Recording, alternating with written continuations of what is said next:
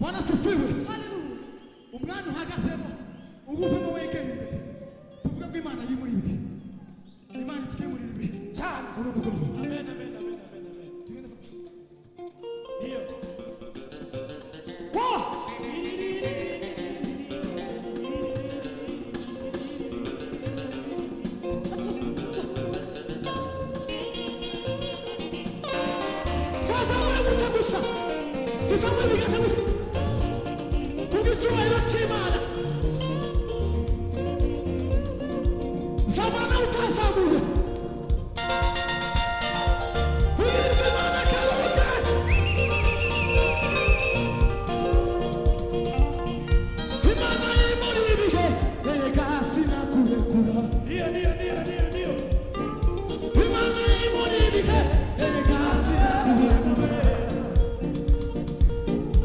Imana imuri bihe, ega sina kurekura.